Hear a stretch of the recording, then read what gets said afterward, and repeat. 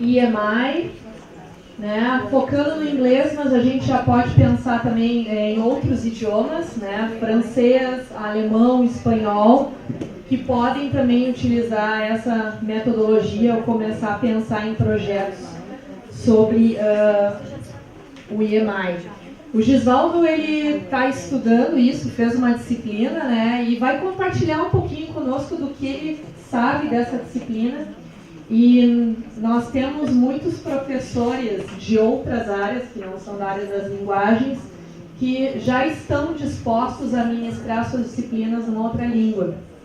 Mas a gente gostaria, então, como grupo das linguagens, também acompanhar esse processo, né, e auxiliá-los de alguma forma, e aprender com isso. Então, Gisvaldo, obrigada por ter aceitado o convite, né, mesmo não sendo tua super especialidade, mas obrigada por compartilhar, então, um pouco do que tu tens ouvido e aprendido.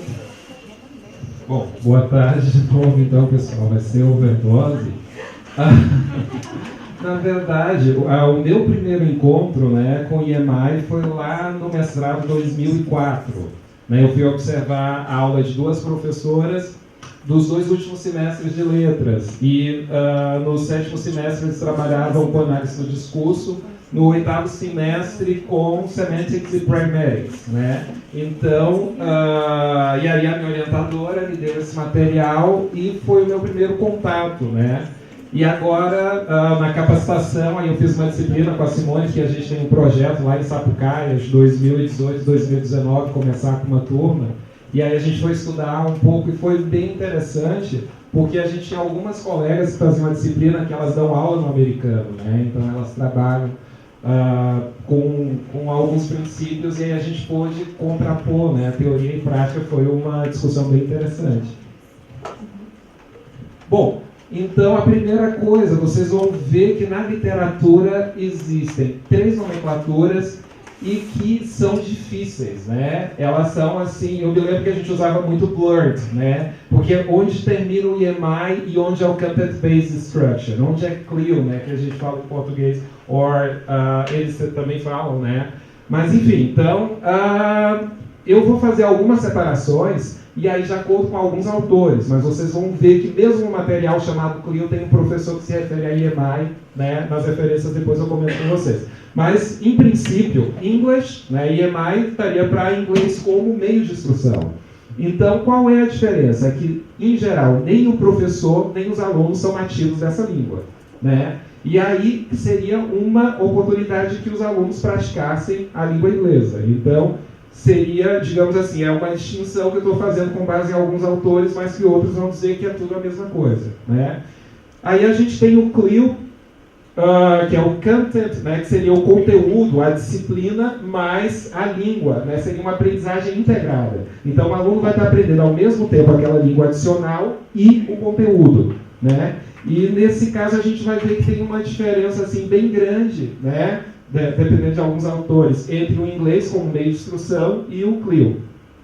E o CBI, né, o que seria a instrução baseada no conteúdo, na disciplina, ele é uma tecnologia mais, digamos, utilizada nos Estados Unidos e Canadá, né? Então, vários autores fazem essa referência, que o que os estadunidenses, os norte-americanos nesse caso, né? Não sei se os mexicanos também, mas enfim, chamam de Content-Based Instruction, eles vão chamar de CLIO, né? Na Europa é um termo muito mais comum. Então, o que eles têm em comum? Especialmente os dois de baixo, se a gente considerar que o EMI não tem foco na aprendizagem linguística, mas na prática daquela língua. É que eles têm sido considerados como resposta para algumas das limitações da abordagem comunicativa, né? Então, atividades assim como pair work, né, que o aluno faz e tem que preencher, por exemplo, a Larsen Freeman, ela coloca que tem uma perspectiva forte e fraca da abordagem comunicativa, né? Então, a fraca seria aquela que a língua é um meio para praticar, né? E a forte é aquela que a gente aprende pela língua, né? Então, nesses dois aspectos, a gente poderia encaixar perfeitamente o CLIO e a instrução baseada no conteúdo, né? E aí, esses dois, qual é a diferença, então, do inglês como meio de instrução? É que eles têm 2 objetivos. Um objetivo é linguístico e o outro é do conteúdo. né? Então, é muito importante que a gente tenha isso em mente, né? E aí tem umas discussões, por exemplo, eu trago um tema sobre cultura para discutir em sala de aula. Isso é inglês como meio de instrução, se a minha aula é ministrada em inglês, né? Dependendo do autor, sim, dependendo não.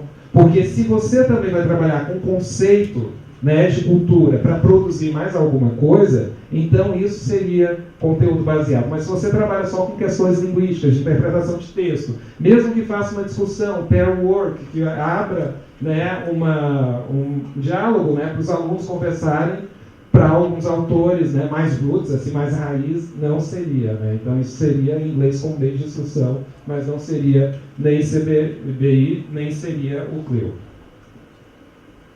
Bom, então uma das definições ali é que seria uma abordagem educacional, né, na qual a língua estrangeira é usada como meio de instrução para ensinar, né, disciplinas, matérias, outros conteúdos, né, para alunos em geral. E lembrando que nem os alunos, né, nesses casos, nem aluno, nem professor, o professor até pode ser, mas o foco é dar oportunidade para praticar aquela língua, especialmente em contextos nos quais o inglês não seja falado fora de sala de aula, né? Então, no Brasil, na Espanha, na Turquia, se vocês entrarem, tem uma loucura de material, assim, tem periódicos específicos sobre CLIL, né, sobre a abordagem, sobre a instrução baseada em conteúdos. Então tem uma infinidade, assim, nos mais diversos países, Malásia, Japão, Turquia, China, Espanha tem uma publicação assim, e experiência de 20 e tantos anos, então vale a pena depois a gente se apropriar desses outros materiais. Bom, e aí na Europa tem um contexto um pouco diferente, né? E eu usei um artigo, eu não achei nada mais atual e achei isso bem relevante, né? Por que tem essa onda tão crescente, né, de CLIL na Europa? Então, uma das questões é a internacionalização do ensino superior, né? Então, em geral, eles acham que atrai muito mais alunos ensinando inglês do que ensinar as línguas locais. Eu estou falando de línguas locais como o espanhol, como o francês, como o alemão, né? E, por exemplo, as universidades que a gente tem convênio, né, pelo Brafitec, as duas têm disciplinas ministradas em língua inglesa. E foi muito interessante que a gente tem essa, né, da xenofobia, e eu me lembro que quando veio o Serge Bastide, da França, ele disse, não, mas tudo que a gente conversar aqui vai ser em inglês, né, para não haver mal-entendidos. Eu fiquei só olhando, existe alguma língua que não provoque isso, né, mas para fazer o contrato, tudo é assinado também em inglês, né, então tem uma preponderância, né, tem essas guerras linguísticas, digamos. Bom, outra questão, por exemplo, na Dinamarca, né, a maioria do material utilizado, especialmente nas chamadas ciências duras, é em língua inglesa, né? Então, a bibliografia que eles utilizam, então, pareceu uma transição mais natural, né? A mobilidade, muitos professores tendo a sua formação, seja mestrado, seja doutorado, seja pós-doc, em países de língua inglesa. Outra questão é mercado, né? Então, o aluno que é proficiente em inglês, né? E aí a gente está falando, sem desconsiderar, né? Mas essa pesquisa é baseada justamente, né, na língua inglesa, que eles teriam mais oportunidade de trabalho, uma vez formado e fluente também na língua, né? Então, seria... E o outro é o mercado, né? Porque atrair alunos estrangeiros é uma coisa extremamente rentável, né? E na Europa as universidades elas são pagas, né? Então isso tem uma questão mercadológica muito forte para o CLIL. E por último, a própria possibilidade, né? Então o aluno vai aprender o conteúdo e vai aprender sobre a língua. Então isso pareceu muito interessante. E também vale ressaltar que é uma política tanto de governos, né? Então tem vários países que estão investindo pesadamente, quanto da própria sociedade, né? Então é um encontro assim bem interessante. Bom, então ali voltando, na verdade, vocês vão ver que a definição é muito parecida, né? Que é a questão de integrar língua e conteúdo, né? E nesse sentido que a gente pode pensar nos dois como sinônimos, e aí é uma questão mais geográfica de utilização. Uma coisa que a Larsen Freeman coloca ali, né, junto com a Anderson, é que o conteúdo poderia ser temas, né? Isso é questionável, dependendo, né, se tem que ser uma disciplina de fato ou se podem ser temas, mas enfim, né? Aí tem gente que diz se é tema, se é aula de inglês ministrada, né, que não tem objetivo de conteúdo, Mas se eu estou ensinando, por exemplo, gramática, pode ser. Um exemplo lá no campus de Sapucaia, os alunos trabalharam com os conceitos de estereótipo, protótipo, preconceito, etc., em língua inglesa. E depois eles foram instigados a produzir materiais de divulgação de eventos, já que o curso é de eventos, que quebrassem, que rompessem de alguma forma com estereótipos.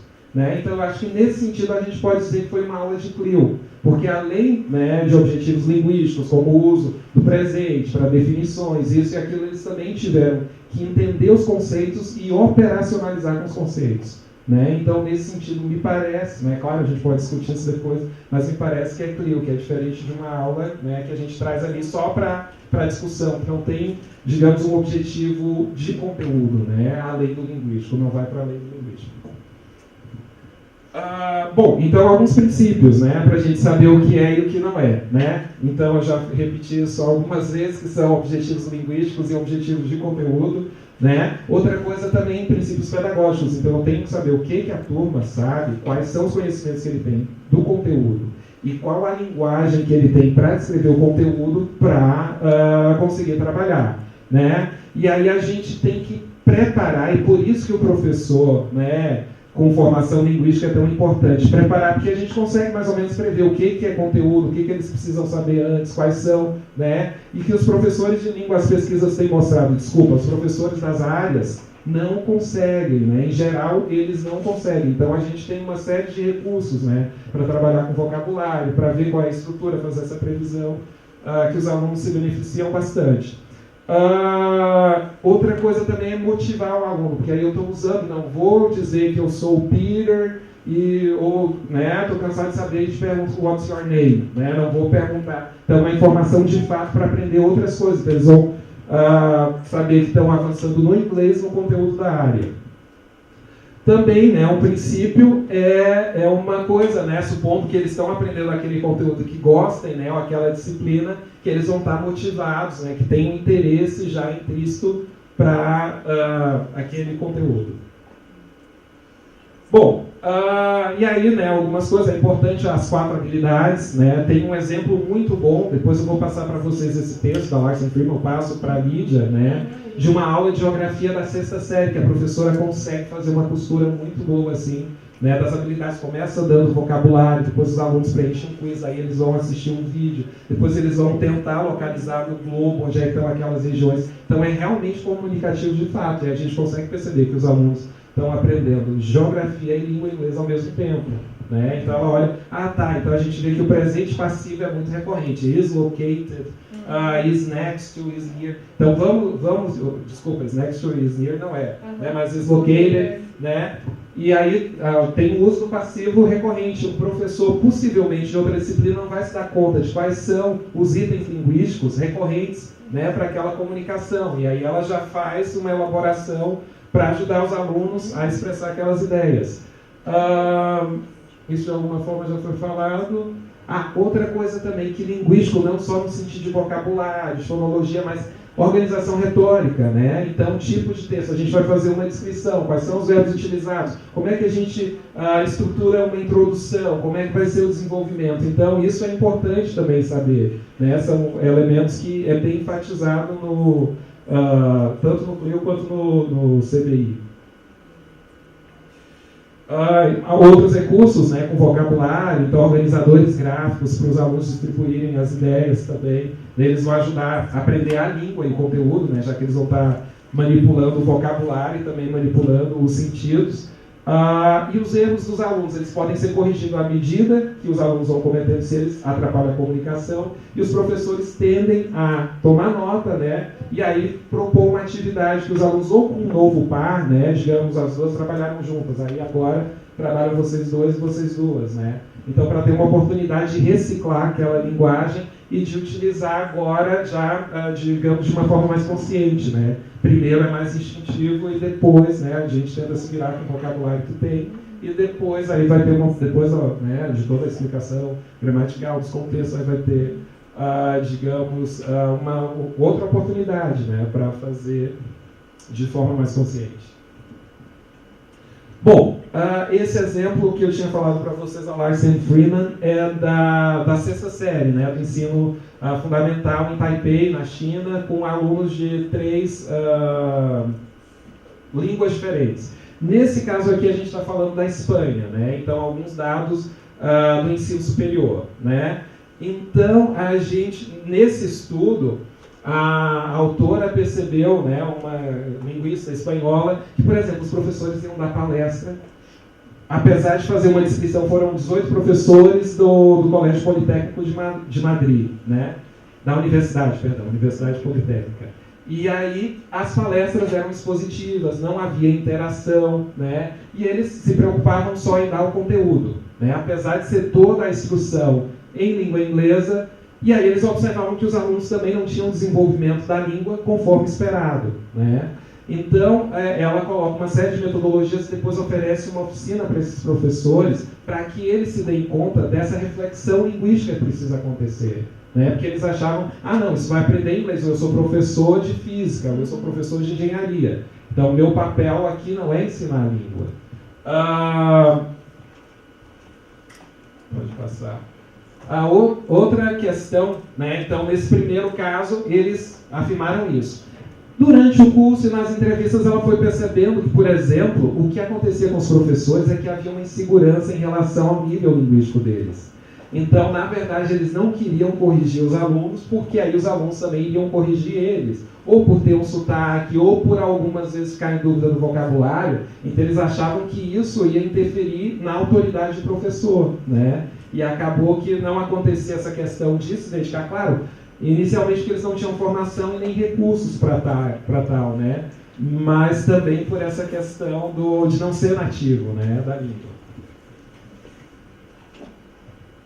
E aí, depois desse curso, os professores, né, continuaram dando as suas aulas, e uma coisa bem interessante é que os professores de língua fazem a diferença, né? Quando a gente consegue de fato integrar. Então eles têm o que chamam de modelo adjunto, né? O adjunct model, que é o professor da disciplina mais o professor da língua. Então o professor da língua prepara, né? E coisas muito simples, por exemplo, disponibilizar o texto em língua inglesa uma semana antes para os alunos, né? Então isso ajuda na compreensão, porque os alunos podem prever o conteúdo, as palavras que eles não sabem a pronúncia, né? Então coisas bem simples. Ou prever quais são os vocabulários, quais são as palavras que eles de fato têm que aprender, ou quais são, né, o vocabulário. Então ter um foco linguístico também. Ou até pensar, você está dando uma aula aqui de termodinâmica, mas o que tem que entrar, o que é fundamental aqui na termodinâmica, né? Então, às vezes, os professores nem tinham noção, eu tenho que trabalhar tal conteúdo, mas não tinha muito claro o que seria mais relevante para os alunos, né? Ou qual seria o ponto.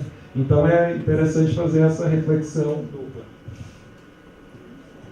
Bom, aí eu peguei alguns dados no Brasil sobre a questão do IEMAI ou CLIO, né? A gente vai ver, a USP ganhou, inclusive, um prêmio de internacionalização, né? E aí eu fui ver 84 disciplinas são ministradas, né, desde 2015, que eles aprovaram o direito de não precisar oferecer a disciplina em português na língua estrangeira. Porque até 2015, para oferecer qualquer disciplina em língua estrangeira, tinha que oferecer exatamente a mesma disciplina em português, que é a nossa língua materna, né? Então, a partir daí, a gente tem 84 disciplinas. 2 em espanhol e todas as outras em língua inglesa. E a medicina, assim, de longe, né? Inclusive, na área de letras, tem uma disciplina só que é oferecida para a comunidade externa, né? As disciplinas de letras, apesar da licenciatura de língua inglesa naturalmente, apesar de serem oferecidas em língua inglesa, elas são fechadas para os alunos. E a interferência dos professores, né, da área de letras parece pequena. Na URGS, né, eu não consegui eu tinha esses dados, mas não consegui recuperar. Mas, né, aí então eu vou passar para vocês, só no programa de pós-graduação em Ciências Médicas são 10 disciplinas, todas ministradas em língua inglesa. Do universo de 74, né, então a gente vai ter 15% das disciplinas, né, do programa de pós-graduação em Ciências Médicas são ministradas em inglês. Na PUC tem 15 disciplinas também que são oferecidas, 2 da área de letras, né.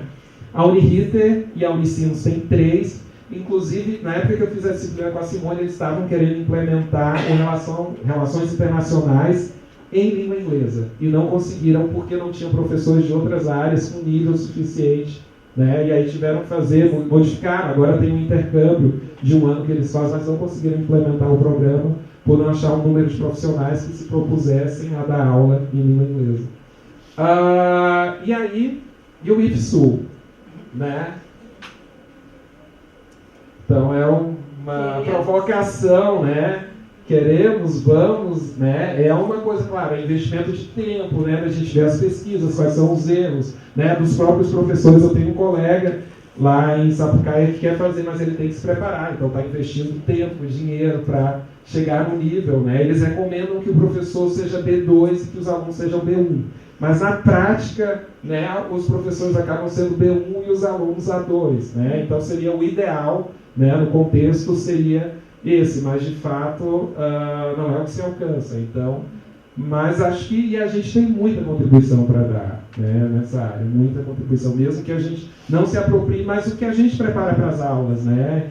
E não sei, enfim, se infelizmente ou infelizmente, mas as pessoas não estão preparadas para refletir sobre linguagem, né? Acham que chegar, né, ou uma didática, né, uma reflexão do que seria mais conveniente, quais seriam as dificuldades dos alunos. Então, isso não é de prática, não estou, né, dizendo que nenhum professor de outra área, mas, né, em geral, os professores não têm essa reflexão sobre a aprendizagem, né, como se o meu papel fosse passar o conteúdo e o resto é com os alunos. Bom, então, uma das coisas que a Sancho observou, né, nesse estudo na Espanha é que a interação, né, era muito pouco. Os professores basicamente perguntavam, entenderam? Entenderam?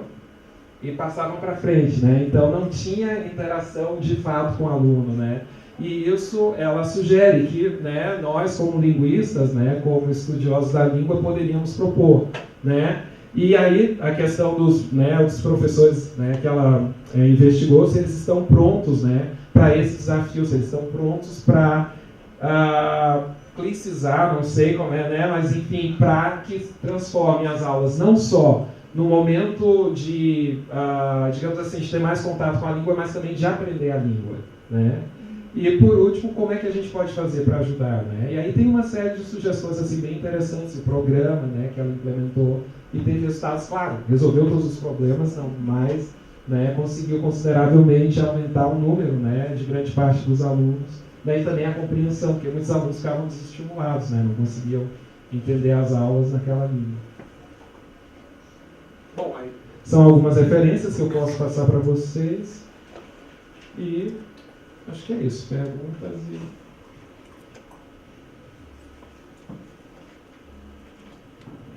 Ali em Sapucaia, vocês já estão pensando em alguma disciplina que tem a algum gente professor pois é, tem o Pedro, né, com o transformação, ele trabalha com transformação, porque assim, na engenharia é um inglês instrumental que é optativo e tem uma boa procura, assim, turma de 22 alunos, 20 alunos, né, e alguns artigos, né, a gente lê, porque os alunos escolhem um artigo para trabalhar durante todo o semestre. Então a gente está assim meio que se conversando, né? Então tem algum vocabulário eu já, né, consigo dominar, e aí ele está investindo na questão do inglês, né, para chegar lá pelo menos no B1. E na verdade vocês teriam que trabalhar paralelamente. Isso, a ideia é que a gente sentasse, visse o vocabulário, que, né, trabalhasse assim para fazer um suporte, né? A ideia seria essa. Teria uma disciplina piloto. Isso. Mais alguém, pessoal?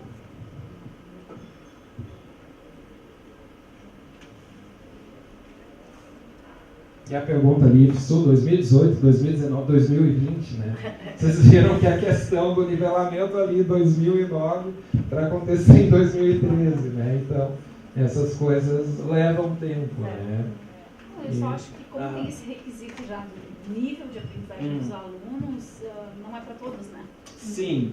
E aí tem que pensar bem na logística, né? Que disciplina é essa que vai se ofertar, que não vai prejudicar também os que não vão para sala. No caso específico, a gente não prevê, né? A gente deu uma procurada ali, o IFSU não prevê, então a gente teria que fazer de 2 vezes, né? Teria que, exatamente.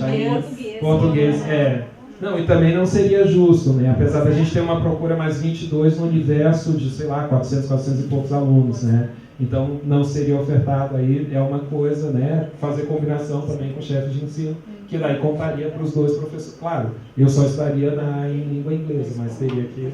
A nossa ideia é oferecer... Tá, mas aí, deixa eu ver se eu entendi. Tá. Aí na disciplina tu vai estar dando aula, é só tu ou vai estar o outro Não, eu e o outro técnico? professor. Você todo o tempo dois professores Exatamente. juntos. A Não ideia só é na essa. preparação da aula. Não, a ideia é essa, é que a gente O faça... negócio é entender como é que se dá essa mistura, né? Qual é o momento de cada Isso. Isso um. seria perfeito.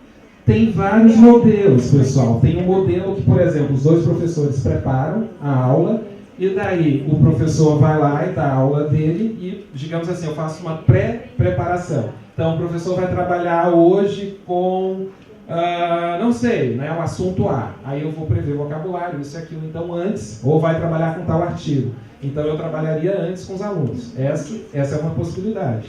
Né? Um modelo que a gente está querendo fazer é que estariam os dois professores, né? Eu entraria com a parte de introdução, faria alguma coisa, porque também tem uma questão, ele disse, eu não me sinto seguro, se eu esquecer uma palavra, né? Não quer dizer que também vai lembrar, né? Mas, enfim, como é que a gente vai fazer isso? Então, seria esse modelo, mas tem vários, assim, né? Tá, daí necessariamente o professor da área técnica tem que saber inglês também. Né? Sim, sim. Uhum. Ou se for numa outra língua, né? É claro. Uhum. A ideia, e aí a gente vê nesses casos na Europa, que a maioria tem a formação no exterior, né? Então, um certo nível de fluência. É um contexto Né? internacional. Exatamente. Né? Por isso tem ali o staff, né, que vai fazendo, e aí eles voltam. Na PUC, tem um colega nosso, Orozco, que fez uma disciplina no doutorado, que o professor recém voltou do pós-doc, e passou, sei lá, 6 meses, 1 ano na Inglaterra, e aí ele queria continuar praticando. E ele ofereceu essa disciplina, então, em língua inglesa, trouxe a bibliografia que ele tinha estudado, né? Então tem esses casos, assim. Obrigado.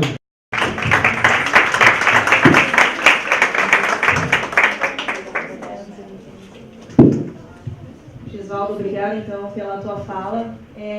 A gente está sempre discutindo aqui também a questão da internacionalização das nossas instituições.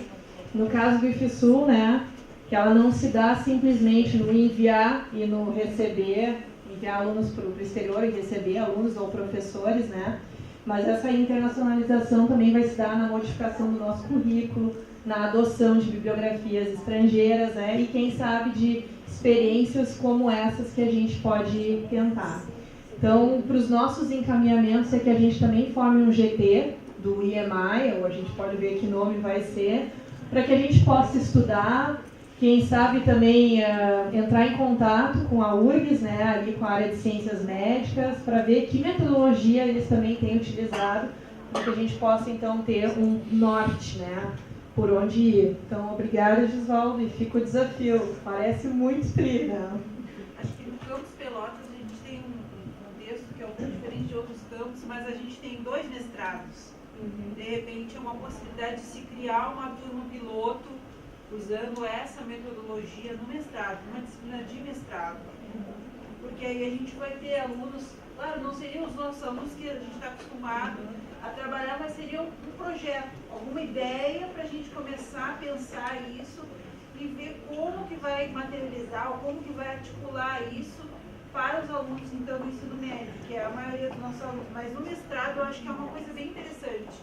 Propor isso, propor uma disciplina para os alunos, até de repente em caráter especial, uma disciplina extra, para a gente fazer um projeto piloto e a partir daí a gente ir relatando as experiências e vendo quais são os recursos que funcionam e o que a gente pode melhorar. Fica a sugestão. É uma sugestão mesmo que a gente pode levar. Isso aí. Os alunos universitários têm outra característica, né? Tem um esforço maior, um enfoque maior. E como a gente tem 2 mestrados no Campus Pelotas, então a gente tem dois meios assim, bem diferentes para se trabalhar. Sim. E nós também, como professores, servidores da área de linguagens, abrimos também a nossa mente, nossos ouvidos para se a gente vai receber esse tipo de demanda e como conduzir, né? Eu falava aqui agora com a Anatel, que até na minha cabeça já veio uma ideia diferente um pouquinho da do Gisvaldo, que seria assim, a gente se propor a conversar com colegas das áreas mais específicas e daí formar um grupo, pensar em um curso de capacitação para os professores, né, no nosso caso lá, que trabalham no curso superior, nas engenharias e no TSI, para daí a gente pensar um pouquinho essa questão de educação e do trabalho com linguagem, né, e pensar num curso de capacitação mesmo. Sim. E aí viriam somente aqueles professores que se interessam nisso, né? E que estão a fim de pilotar isso no IFSU. E aí a gente usar esse momento para aprender também, porque para nós também é novidade, Com né? certeza. E para eles também vai ser, porque a maioria deles, obviamente, como né, já cursaram superior, já fizeram mestrado, doutorado, eles já têm conhecimento de língua, mas não pensaram também em explorar isso com os alunos, né? Não pararam para pensar em como instruir por meio dessa língua e prestar atenção em detalhes linguísticos assim também, né, que podem auxiliar os alunos de alguma maneira. Então, como a gente discutir de repente alguns textos sobre isso com eles, né? Bom, eu acho que esse pensar também em é um curso bom de caminho. capacitação. Assim. Isso. Esse curso de capacitação, né? A gente também vem pensando, né?